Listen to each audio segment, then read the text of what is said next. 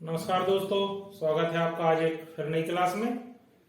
आज जो अमृतसर की क्लास होगी वो होगी सीसीएफ पर। सीसीएफ मतलब कंजस्टिव कार्डियक फेलियर, मतलब जो हमारा जो हार्ट है वो कैसे फेल होता है, किस कंडीशन में फेल होता है, क्या हमको सिम्टम्स दिखते हैं और क्या उसका उपाय मैनेजमेंट करना चाहिए, किन किन बीमारियों जैसे किडनी, लीवर या खून की कमी में भी हार्ट में समस्या आ सकती है। सीसीएफ के मरीजों में उपचार करते समय हमें किन किन बातों का ध्यान रखना चाहिए, ये सारी बातें हम आज की इस क्लास में देखेंगे। तो क्लास शुरू करते हैं। उससे पहले आप प्लीज चैनल को नीचे सब्सक्राइब कर दीजिए और यदि आपके कोई सवाल, डाउट, सजेशंस हो तो नीचे आप कमेंट करके भी बता सकते हैं। तो चलिए बुलाते हैं अमित सर को और शुरू करते हैं आज की क्लास।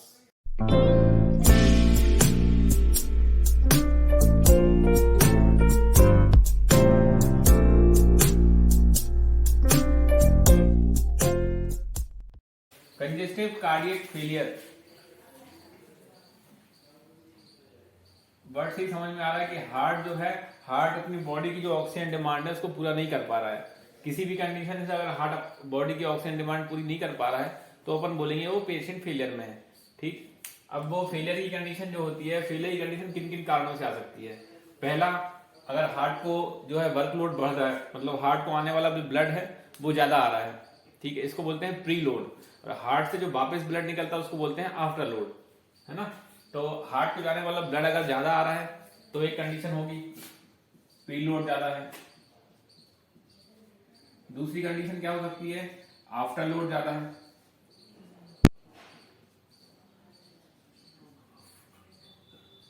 तीसरा कंडीशन हो सकती है हार्ट की जो कॉन्टेक्टिलिटी है वो पुअर हो गई है।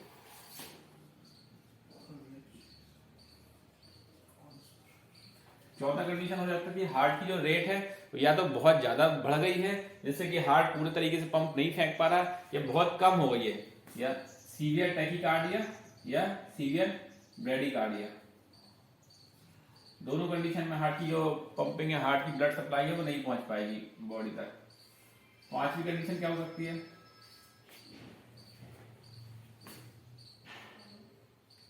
पांचवी कंडीशन ये हो सकती है कि बाकी सब कुछ चल रहा है हार्ट में ठीक, लेकिन जो हार्ट ब्लड फेंक रहा है उसमें ऑक्सीजन ही नहीं है, मतलब ऑक्सीजन ही, हीमोग्लोबिन की मात्रा या फिर ऑक्सीजन की मात्रा कम है, तो ऑक्सीजन सप्लाई हो नहीं पाएगी, हार्ट नॉर्मल है तब भी, लेकिन कंडीशन वो भी फेलियर की कहलाएगी। सर ये ड्यू टू सीवियर एनीमिया भी हो सकता है।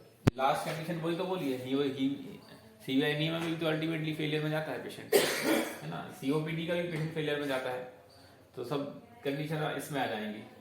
अब अपन थोड़ा सा बेसिक समझते हैं कि होता क्या है हार्ट में। हार्ट के चार चैम्बर है, right atrium, left atrium, right ventricle, left ventricle. सबसे पहले क्या है, पूरी बॉडी का जो ब्लड है, पूरे ऊपर का पूरा ब्लड होता है कैसे, सुपीरियर वेना केवा, और नीचे का ब्लड इंफीरियर वेना केवा। यहां से जाता है कहां पे, राइट एट्रियम पे। राइट एट्रियम में पूरे बॉडी का ब्लड जाएगा, ब्लड राइट एट्रियम से जाएगा ट्राइकस्पिड वॉल्व के थ्रू राइट वेंट्रिकल में। राइट वेंट्रिकल में क्या होता है, पल्मोनरी वॉल्व। पल्मोनरी वॉल्व से जाएगा कहां पे ब्लड, दोनों तरफ लंग्स में। लंग्स में ब्लड में क्या होगा, अभी तक जो ब्लड आ रहा था वो डीऑक्सीजनेटेड ब्लड था, पूरे बॉडी की वेन से आ रहा था, वेन से ब्लड राइट एट्रियम में कलेक्ट हुआ, राइट एट्रियम से राइट वेंट्रिकल, राइट वेंट्रिकल से पल्मोनरी आर्टरी के थ्रू, पल्मोनरी आर्टरी के थ्रू जाया लंग्स में। अब लंग्स से ब्लड ऑक्सीजनेटेड होगा, ऑक्सीजनेटेड ब्लड लंग्स से, दोनों लंग्स से आएगा कहां पे, लेफ्ट एट्रियम में। लेफ्ट एट्रियम से माइट्रल वॉल्व है, माइट्रल वॉल्व में के थ्रू जाएगा काय में, लेफ्ट वेंट्रिकल में। लेफ्ट वेंट्रिकल से निकलेगा एओर्टा, एओर्टा से फिर बॉडी में सर्कुलेट होगा वो, एओर्टा की जो ब्रांच आएगी, ये एओर्टा की ब्रांच आई, यहां से पूरे बॉडी में फिर सर्कुलेट होता जाएगा वो, यहां से फिर एब्डोमिनल एओर्टा और आगे नीचे। तो ये बेसिक इसका एनाटॉमी हो गई। अब जो हार्ट फेलियर होता है, हार्ट फेलियर दो टाइप से हो सकता है, राइट वेंट्रिकुलर फेलियर या लेफ्ट वेंट्रिकुलर फेलियर।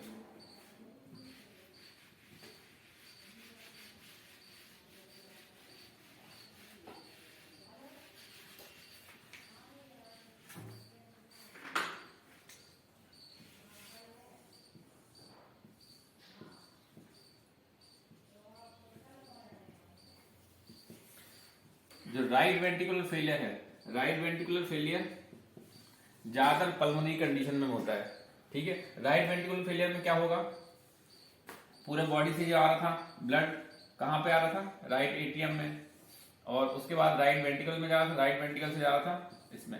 अब कोई भी कंडीशन होगी जिसमें कि राइट वेंट्रिकल या तो फूल गया है, राइट वेंट्रिकल की क्या है कॉन्ट्रैक्टिलिटी कम हो गई है, या फिर यहाँ ट्राइकुस्पिड वॉल्व में लीकेज हो गया है। लीकेज होने से क्या होगा, ज्यादातर ब्लड इस तरफ आएगी नहीं, वापस एटीएम में घुसता जाएगा, यहाँ पे एटीएम में जाता जाएगा तो क्या है प्रीलोड बढ़ जाएगा। तो जो धीरे धीरे क्या होगा, लंबे समय तक बैक प्रेशर बढ़ जाएगा, तो यहाँ का जो प्रेशर है वो बढ़ने लगेगा। नहीं समझ में आया, ये ट्राइकुस्पिड वॉल्व है, इसमें लीकेज है। लीकेज है मतलब कि जब अपन राइट वेंट्रिकल से ब्लड फेंकते हैं ना बाहर, तो जब ब्लड बाहर ना जाके वापस यहीं पे चले जाता है राइट एट्रियम में, उल्टा वापस चले आएगा, तो क्या है ब्लड यहाँ पे तो जा ही नहीं पाएगा, पर लंग्स में पूरा ज्यादा ब्लड पीछे जाता जाएगा, पीछे जाता जाएगा। तो फिर एक कंडीशन ऐसी आएगी कि बहुत ज्यादा पीछे इकट्ठा हो जाएगा ब्लड, बहुत ज्यादा इकट्ठा होगा तो कहाँ इकट्ठा होता जाएगा, यहाँ कहाँ से आ रहा है ब्लड, सुपियर वेना केवा और इन्फियर वेना केवा।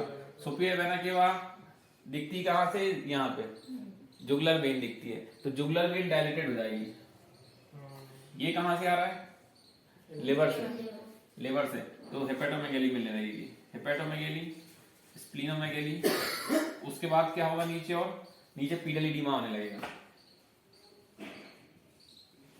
तो ये सब साइंस है कि अगर राइट वेंट्रिकुलर फेल होगा तो सबसे पहला आपको क्या दिखेगा, जेबीपी एंजियोग्राम दिखेगा, हेपेटोमेगैली मिलेगी, स्प्लीनोमेगैली मिलेगी, पीडल एडिमा मिलेगा। राइट वेंट्रिकुलर फेलियर और लेफ्ट वेंट्रिकुलर फेलियर को डिफरेंशिएट अपन ऐसे करते हैं, क्योंकि अगर जब राइट वेंट्रिकुलर फेलियर होगा तो इनिशियल स्टेज में क्या होता है, जेबीपी रेज होता है, हेपेटोमेगैली, स्प्लीनोमेगैली और पीडल एडिमा मिलता है। अगर आप सस्पेक्ट कर रहे हो left ventricular failure, left ventricular failure में क्या होगा वो देखते हैं। लेफ्ट वेंट्रिकल में भी क्या हो रहा है, ब्लड कहां से आ रहा है, लंग्स से, लंग्स से ब्लड आया, फिर यहाँ पे गया, यहाँ से जाने गया पूरा एओर्टा के थ्रू पूरा बॉडी में गया। अब कोई कंडीशन हो गई है, कंडीशन हम बताएंगे आगे क्या क्या हो सकती है। कोई भी कंडीशन है जिसमें कि हार्ट बाहर नहीं फेंक पा रहा है, ब्लड बाहर नहीं फेंक पा रहा, तो क्या होगा, या तो ये लीकेज होगा, जो भी कंडीशन है, यहाँ का लोड बढ़ेगा, यहाँ का लोड बढ़ेगा तो फिर अल्टीमेटली ब्लड कहाँ पे जाने लगेगा, पीछे जाएगा, पल्मोनरी वेन से पीछे आएगा, यहाँ पे क्या है लंग्स। तो सबसे पहला क्या होगा, लंग्स में, हाँ लंग्स में कंजेशन आएगा, लंग्स में कंजेशन आएगा तो सबसे पहले बेसल कैविटेशंस आएंगे। इसलिए अपन कोई भी एमआई के पेशेंट है, एक्यूट एमआई वाला पेशेंट है, एक्यूट एमआई में क्या होता है, लेफ्ट वेंट्रिकुलर की कॉन्ट्रैक्टिलिटी कम हो जाती है, तो अपन उसको अगर फ्लूइड लगा रहे हैं तो अपन उसको मॉनिटर करना पड़ता है। किसी भी पेशेंट, इवन किसी भी पेशेंट है, ओल्ड एज है या फिर कोई हार्ट की कंडीशन है, उसको अपन फ्लूइड लगा रहे हैं, फ्लूइड लगा रहे हैं तो अपन उसको देखते रहते हैं कि हर बार आप सुबह और शाम डाल रहे हो तो उसके बेसल क्रेप्स तो देखना ही है कि बेसल क्रेप्स तो नहीं आ रहे हैं। किसी भी कंडीशन से अगर बेसल क्रेप्स आ रहे हैं तो आपके दिमाग में होना चाहिए कि हो सकता है कि फेलियर से आ रहा हो, तो उसको फिर आपको इवैल्यूएट करना पड़ता है। तो कोई सा भी हार्ट का पेशेंट हो, अगर आपको पता है कि नॉन पेशेंट है हार्ट की चाहे कोई भी कंडीशन हो, चाहे वो वॉल्वुलर हार्ट डिसीज हो, चाहे वो ये एमआई हो या फिर और दूसरी कंडीशन हो, डायलेटेड कार्डियोमायोपैथी है, अगर उसको अपन ने फ्लूइड लगाया है तो अपन को फ्लूइड के साथ साथ आपको सुबह शाम मॉनिटरिंग करनी पड़ेगी उसकी कि उसको बेसल कैविटेशन से नहीं आ रहा है। ये आपको फर्स्ट साइन दिखेगा। इसके बाद क्या होगा, इसके बाद प्लूरल इफ्यूजन हो जाएगा, ज्यादा बैक फ्लो आए तो यहाँ से वेस्कुलर लीकेज आएगा, लीकेज होने के कारण प्लूरल इफ्यूजन आ जाएगा। प्लूरल इफ्यूजन आने के बाद फिर ऐसी कंडीशन हो सकती है कि अल्टीमेटली वो राइट वेंट्रिकुलर फेलियर भी डेवलप हो जाए, अल्टीमेटली फिर उसको जेबीपी भी रेज हो जाए, हेपेटोमेगैली, स्प्लेनोमेगैली, पीडल एडिमा सब मिल सकता है। तो आगे की कंडीशन है, अगर पेशेंट अपने पास फुल फ्लैश सीसीएफ में आता है तो अपन डिफरेंशिएट नहीं कर पाते हैं कि उसको राइट वेंट्रिकुलर फेलियर है कि लेफ्ट वेंट्रिकुलर फेलियर है। इससे फिर क्या होगा, पेशेंट को हिस्ट्री लेनी पड़ेगी, उसको सबसे पहले क्या हुआ था, सबसे पहले पीडल एडिमा आया था उसको, कि सबसे पहले उसको सांस फूलने लगी थी।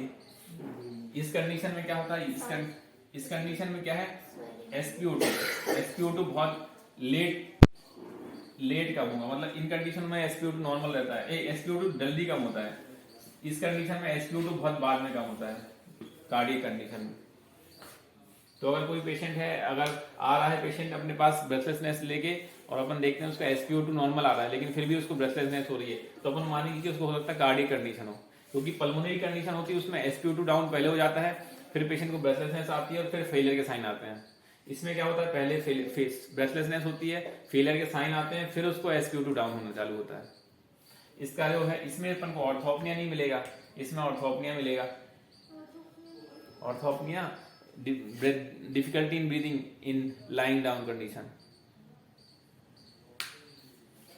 चलो अभी तो कॉज पे रूल आउट करते हैं। इसमें सर ईसीजी में चेंजेस क्या है? कॉज देखते हैं। कॉज क्या क्या हो सकते हैं, हमने बताया था। पहला, प्रीलोड बढ़ रहा है। प्रीलोड किस किस कंडीशन में बढ़ सकता है? वॉल्यूम ओवरलोड कब बढ़ेगा? सीवियर एनीमिया, CKD, CLD, जिस भी कंडीशन में वेसल्स में लोड बढ़ रहा है।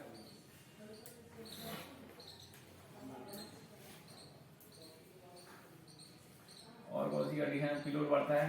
IV फ्लूइड दे दो आप ज्यादा। चौथा, प्रेगनेंसी। ये सब कंडीशन है जिसमें कि प्रीलोड बढ़ रहा है। प्रीलोड बढ़ता है क्या मतलब, या तो एनीमिया होगा, एनीमिया का अपने आप को कंपनसेटरी वॉल्यूम बढ़ेगा। CKD CLD में भी कंपनसेटरी वॉल्यूम बढ़ेगा। फ्लूइड अपन दे रहा है, IV फ्लूइड दे रहा है, IV फ्लूइड दे रहा है तो वीनस के थ्रू जाएगा, वेन्स के थ्रू अल्टीमेटली कहाँ पे जाना है उसको, राइट एट्रियम में। प्रेगनेंसी है, प्रेगनेंसी में वैसे ही फ्लूइड ओवरलोड कंडीशन होती है। इन कंडीशन में इसको CCF का साइन हो सकता है, CCF हो सकता है। दूसरा, आफ्टर लोड बढ़ता है। After load usually cardiac condition में बढ़ता है। कार्डियक कंडीशन मतलब वॉल्वुलर heart disease.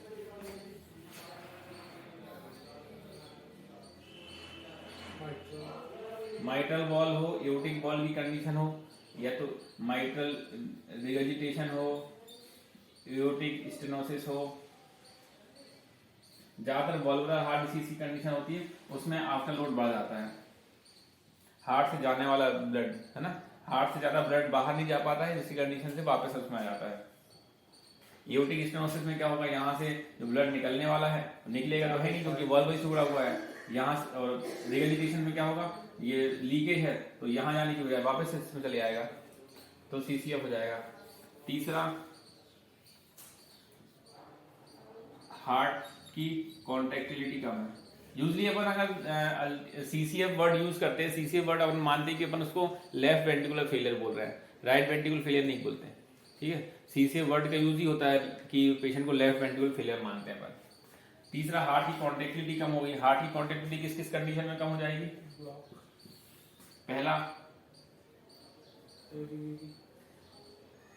Coronary artery disease, कोई भी MI हुआ, एक्यूट MI होगा, चाहे वो एंटीरियर वॉल हो, इंफीरियर वॉल हो, चाहे लेटरल वॉल हो। किसी भी कंडीशन में हमने देखा है कि जो हार्ट का पूरी पंपिंग एक्शन है वो पूरा पंप नहीं कर पाएगा। कोई भी एक वॉल अगर डैमेज हो गई तो उसका इजेक्शन फ्रैक्शन कम हो जाएगा। और डायलेटेड कार्डियोमायोपैथी, पेशेंट डायलेटेड हो गया हार्ट तो वो पंप नहीं कर पाएगा। तीसरा, एक्यूट मायोकार्डाइटिस, लंग्स जो हार्ट की वॉल है, हार्ट की वॉल में इन्फ्लेमेशन हो गया है तो उसकी कॉन्ट्रैक्टिलिटी कम हो गई है। कॉमनली ये 3 कंडीशन होती हैं जिसमें कि हार्ट की कॉन्ट्रैक्टिलिटी कम हो जाती है। चौथी, कंडक्शन प्रॉब्लम नहीं होता है ब्लॉक्स में? कंडक्शन ब्लॉक में हार्ट की कॉन्ट्रैक्टिलिटी कम क्यों होगी? नहीं होती, इतनी कम नहीं होती। यूजुअली एलबीबी में जर्की मूवमेंट रहता है, कॉन्ट्रैक्टिलिटी कम नहीं होती है। अंडरलाइन COD होता है तो होती है उसमें। चौथा होता है कि एक्सेसिव टैकीकार्डिया या फिर एक्सेसिव ब्रेडिकार्डिया। टैकीकार्डिया की कंडीशन क्या हो सकती है? Supraventricular tachycardia, ventricular tachycardia. और ब्रेडिकार्डिया की कंडीशन क्या होती है? Complete heart block. Complete heart block, अगर उसकी हार्ट रेट ही 30 है, हार्ट रेट 30 तो एक बार पंप कर रहा है तो बहुत देर तक वो पंप करेगा ही नहीं, तो ऑक्सीजन डिमांड पूरी नहीं कर पाएगा वो।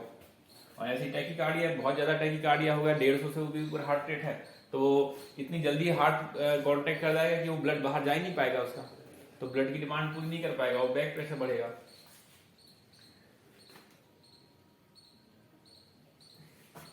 ठीक है, कॉन्ट्रैक्टिलिटी हो गई हार्ट की और हार्ट की रेट हो गई।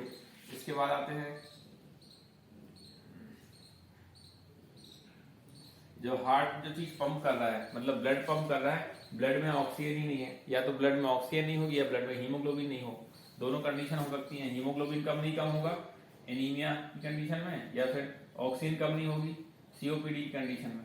तो ये जो कंडीशन है ये भी अल्टीमेटली कंजेस्टिव हार्ट फेलियर करा देंगी। कॉजेज समझ में आ गए। क्लिनिकल फीचर्स पे आते हैं। क्लिनिकल फीचर जो मैंने अभी थोड़े बहुत तो बता ही दिए थे।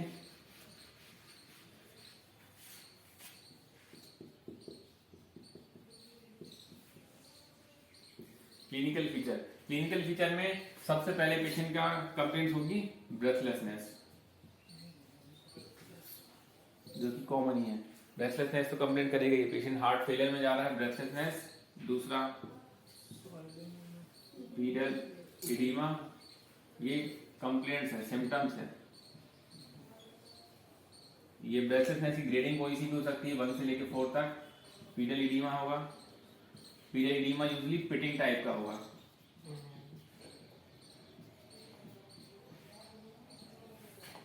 और क्या कंप्लेंट करेगा? इंक्रीज वेट,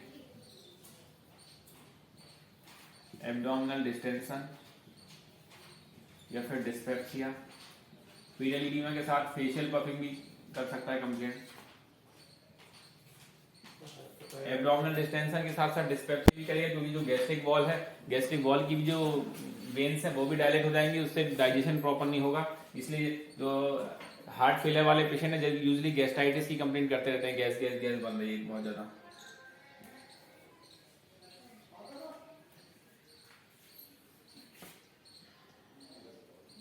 ठीक है। ब्रेथलेसनेस किस टाइप की होगी? इनिशियली पेशेंट कंप्लेन करेगा रात में जब वो सोता है, सबसे पहला कंप्लीकेशन होता है पीएनडी, पैरोक्सिस्मल नॉकटर्नल डिस्निया। ये क्या होता है? पेशेंट कंप्लेन करता है कि जब वो सोता है, सोते समय क्या होता है, सोने के 1 घंटे बाद उसको ऐसा लगता है कि उसकी सांस फूल रही है, और उसको जब उठ के बैठता है, थोड़ा खुली हवा में जाता है, उसके बाद उसको अच्छा लगने लगता है और फिर सो जाता है ना। ये टिपिकल हिस्ट्री होती है पैरोक्सिस्मल नॉकटर्नल डिस्निया। होता क्यों ये? क्या होता है कि जब पेशेंट सोता है, सोने के बाद क्या होता है, जो लाइंग डाउन कंडीशन है, पूरा उसका जो ब्लड का नीचे पैरों का ब्लड है वो आने लगता है ऊपर हार्ट में, धीरे धीरे होता है, हार्ट का धीरे धीरे प्रेशर बढ़ने लगता है। अगर हार्ट नॉर्मल कंडीशन में तो सब कुछ ठीक चल रहा था, लेकिन अगर वो लाइंग डाउन में उसके पास हार्ट में और प्रेशर आ रहा है, वो प्रेशर बहुत लंबे समय तक रहता है, तो फिर धीरे धीरे क्या होता है, उसमें फेलियर आता है। लेफ्ट वेंट्रिकल जो वापस जो ब्लड आ रहा था पल्मोनरी वेसल्स में, वो उसकी मात्रा बढ़ जाएगी, फिर धीरे धीरे क्या होगा, उसमें लीकेज चालू हो जाएगा।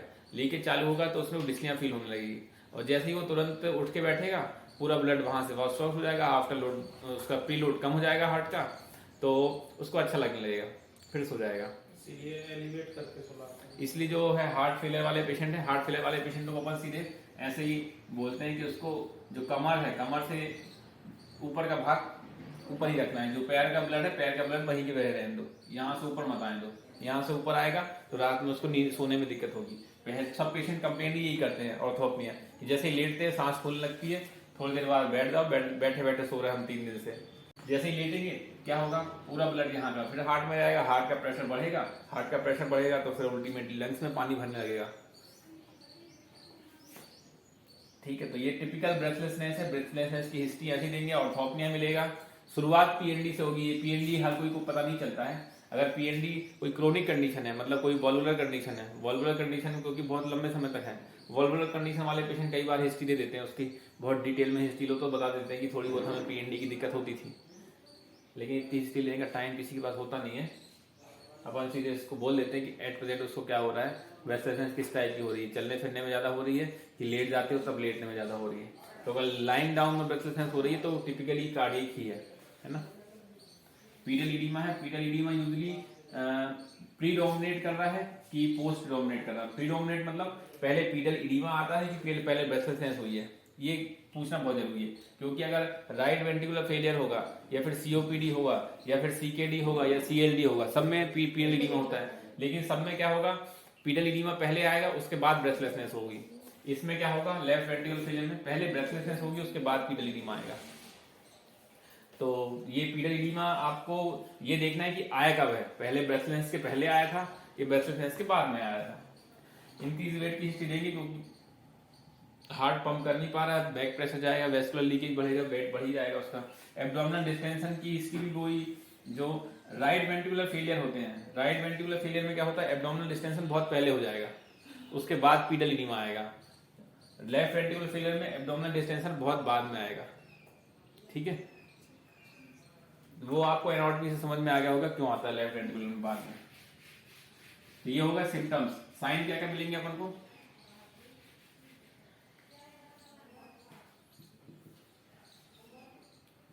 साइन क्या मिलेंगे,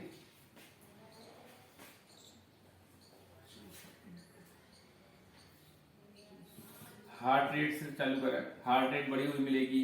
बीपी है, बीपी आपको बढ़ा हुआ या फिर डाउन मिल सकता है, दोनों चीजें मिल सकती है। बढ़ा हुआ किस किस कंडीशन में मिल सकता है, डायलेटेड कार्डियोमायोपैथी या फिर सीकेडी, सीवियर एनीमिया, इन कंडीशन में बढ़ा हुआ मिल सकता है। कम भी मिल सकता है डायलेटेड कार्डियोमायोपैथी में।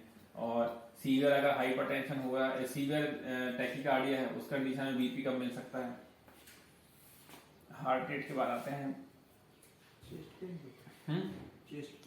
सिम्टम्स नहीं, साइन देखना है अपन, साइन क्या क्या मिलेंगे। दूसरा, जनरल एग्जामिनेशन में पीडल इडीमा मिलेगा अपन को, पीडल इडीमा पिटिंग टाइप का मिलेगा। और जनरल एग्जामिनेशन में आपको क्लबिंग मिल सकती है। क्लबिंग कब मिलती है, यूजली अगर पेशेंट को कंजेनाइटल हार्ट डिसीज है, कंजेनाइटल हार्ट डिसीज है ना, ज्यादातर साइनेटिक कंजेनाइटल हार्ट डिसीज है, क्योंकि ये अपन फेलियर देख रहे हैं यूजली ये बच्चों में प्रेजेंट करते हैं कंजेनाइटल हार्ट डिसीज, लेकिन कई बार एडल्ट्स में भी प्रेजेंट कर जाती हैं। तो आपको क्लबिंग तो सब में देखी, क्लबिंग प्रेजेंट है कि नहीं। सीओपीडी के भी जो एंड स्टेज होती है, क्रोनिक ब्रोंकाइटिस, इनमें भी क्लबिंग मिल जाएगी। और क्या मिल सकता है जनरल एग्जामिनेशन में, एनीमिया मिल सकता है साथ में, है। चलो सिस्टेमिक एग्जामिनेशन में आएंगे। सिस्टेमिक एग्जामिनेशन में आपको क्या मिलेगा, मलमल को अच्छे से रूल आउट करना है, चारों एरिया अच्छे से देखना है, चारों एरिया में कोई मलमल तो नहीं है। हार्ट का जो नॉर्मल जो है 5th इंटरकॉस्टल पे एपेक्स है, तो 5th पे है ही कि उसके और आगे तो नहीं चला गया है एपेक्स, एपेक्स डाउनवर्ड तो नहीं जा रहा है, या फिर ऐसे तो नहीं जा रहा है। ये राइट वेंट्रिकुलर में होगा, ये लेफ्ट वेंट्रिकुलर में होगा, ये नॉर्मल। फिर आगे अपन बेसल क्रेप्स देखने हैं अपन को, बेसल क्रेपिटेशंस तो नहीं आ रहे हैं उसको, या फिर ब्लड साउंड डिक्रीज तो नहीं है बेसल में। ये दोनों कंडीशन में अपन सोच सकते हैं फेलियर हो रहा है उसको।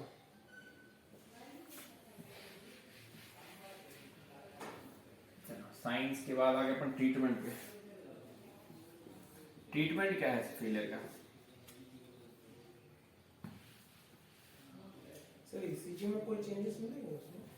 ईसीजी में चेंजेस आपको वॉल्वुलर हार्ट डिसीज है, हार्ट ईसीजी में तो हार्ट का चैम्बर बताते हैं ना, हार्ट का चैम्बर है, हार्ट का एक्यूट एमआई हुआ हो उसको तो एमआई की चेंजेस मिलेंगे, चैम्बर एनलार्जमेंट है, चैम्बर एनलार्जमेंट के साइन मिलेंगे।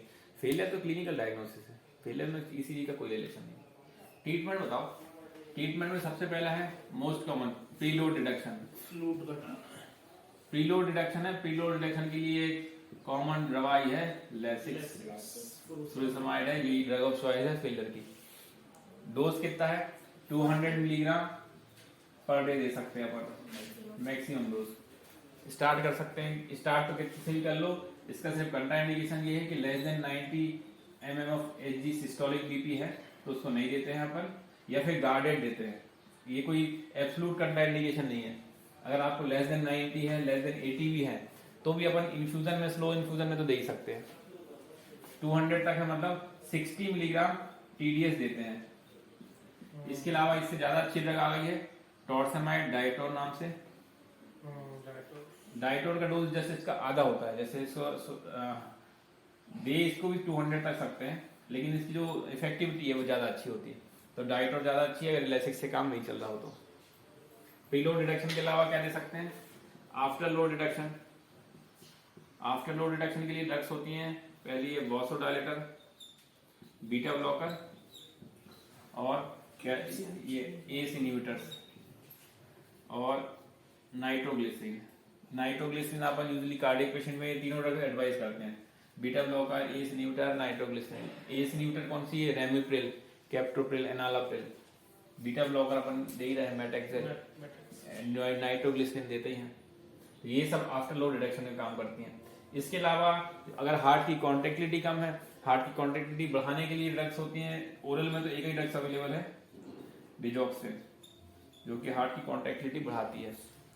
और इसके अलावा इंजेक्टेबल ड्रग्स हैं, डोपामिन, डोपिटामिन, नॉरएड्रेनालिन, ये इंजेक्टेबल में अवेलेबल है, जो कि हार्ट की कॉन्ट्रैक्टिलिटी बढ़ाएंगी। लेकिन मेन काम प्रीलोड रिडक्शन का ही होता है, तो मेन काम आपको डायरेटिक्स ही देनी है। अगर पेशेंट फेलियर में है तो आपको डायरेटिक्स किसी भी कंडीशन में दे ही दो, उसका कोई बहुत ज्यादा कंट्राइंडिकेशन नहीं है। बस बीपी देख लो, बीपी अगर 90 mm of Hg systolic BP है तो आप मैक्सिमम डोज ऑफ डायरेटिक दे सकते हो। सीसीएफ का बहुत ज्यादा ट्रीटमेंट नहीं है, सीसीएफ का तो एक्यूट ट्रीटमेंट यही है। इसके अलावा आप अंडरलाइन कॉज को ट्रीट करो।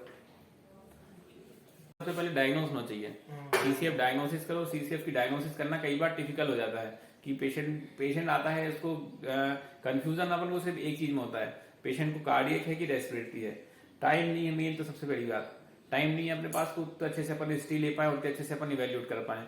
प्रॉपर हिस्ट्री लो तो सिर्फ हिस्ट्री और एग्जामिनेशन से ही आप क्लियर हो सकते हो कि उसको क्या कारण है। क्योंकि देखो पेशेंट आता है ना, जब फुल फ्लैश सीसीएफ में आता है, पीडियल एडिमा भी मिलेगा, एब्डोमिनल डिस्टेंशन भी मिलेगा, ब्रेथलेसनेस भी मिलेगी, बेसल कैप्स भी मिलेंगे। क्रेप्स बेसल क्यों भी मिलेंगे? क्योंकि सीओपीडी के पेशेंट है या फिर ब्रोंकिक्टाइसिस हो गया उसको, तो उसमें भी क्रेप्स मिलेंगे, है ना। थोड़े बहुत रोंकाई भी मिल सकते हैं उसमें भी, और कार्डियक पेशेंटों में भी थोड़े बहुत रोंकाई मिल जाते हैं। अब कैसे डिफरेंशिएट करोगे उसको, कार्डियक है कि रेस्पिरेटरी है? उससे प्रॉपर हिस्ट्री लो कि उसको पहले क्या क्या चीजें आई थी। सर ईको भी करेंगे क्या? ईको तो है ही ना, मेन तो ईको, ये ईको से डायग्नोसिस तुरंत ही बन जाएगी। सीसीएफ का ईको तो करना ही है, ईको तो मस्ट ही है। आप क्लिनिकली कितना भी पूछ लो, लेकिन कंफर्मेशन डायग्नोसिस थोड़ी बहुत आपकी ईसीजी से कंफर्म हो जाएगा कि राइट साइड में इन्वॉल्वमेंट है कि नहीं, लेकिन कंफर्म तो ईको से ही होगा। इसका इन्वेस्टिगेशन ईको है, बस ईको से ही क्लियर हो जाएगा पूरा। आईवीसी देख लेंगे, आईवीसी डायलेटेड है कि नहीं, आईवीसी डायलेटेड है तो मतलब राइट वेंट्रिकुलर फेलियर है ही उसको, और बाकी हार्ट की कॉन्ट्रैक्टिलिटी देख लो तो उससे लेफ्ट वेंट्रिकुलर फेलियर समझ में आता है।